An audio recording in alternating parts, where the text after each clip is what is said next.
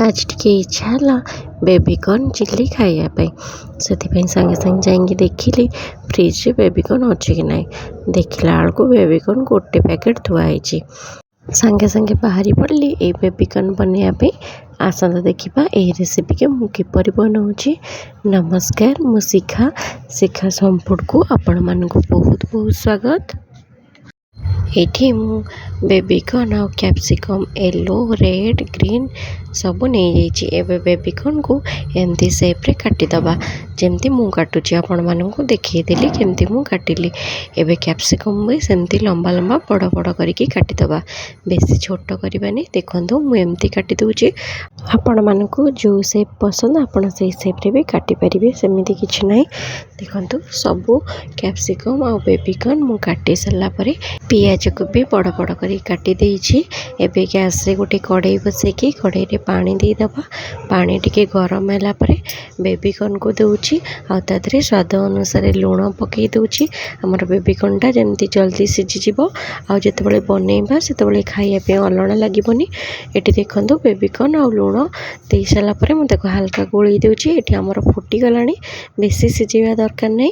ए time रे ताको छाणी के टिके हल्का ठंडा करि नबा तापरे आउ टिके लूण गोली दउछि आ सब जो एक्स्ट्रा जिनस पड़िबो सेति पई तापरे लंका गुंड देई सरला परे एठी मु दउछि गोलमरिच गुंड देई सरला परे 2 चम्मच कॉर्नफ्लोर आधर दे दबा। एठी गोटे चम्मच मु अदा कोरा को भी दे देइछि। 2 चम्मच कॉर्नफ्लोर देई सरला परे ताको हाथ रे भलरे गोली दबा आ ताको 5 मिनिट पई रेस्ट रे छाड़ी दबा।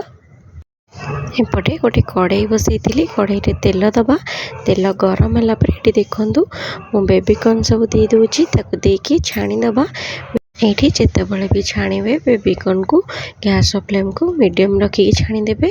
बेबीकॉर्न दे सला पर मु ताको हल्का एमती गोळी नउची। एठी देखंतु 5 मिनिट परे मोर बेबीकॉर्न हेई गलानी मु ताको एबे छाणी दउची। एहीपरि भाव में मुझे सब बेबीकॉर्न को छाणी देवी।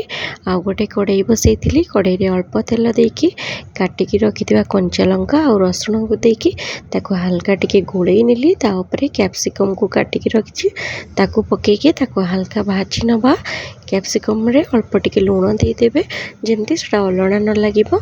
एठी देखंतु कैप्सिकम भाजी सरला परे मु जो काटिकी रखिछि पियाज ताको भी देकी ताको हल्का टिके भाजी नबा। पियाज हमर हल्का हल्का भाजी सरला पर सोया सॉस चिल्ली सॉस और टमाटो सॉस ताको एकाथरे एमती बाउल गोळेई नेली। गोळेई सरला परे ता ऊपर ढाली दबा ढालिकी ताको आउ थरे 2 रे 3 मिनिट पर्यंत गोळेई दबा। एटी देखंतु म हल्का टिके पानी दे देछि तळु जेमती न लागि जिवो।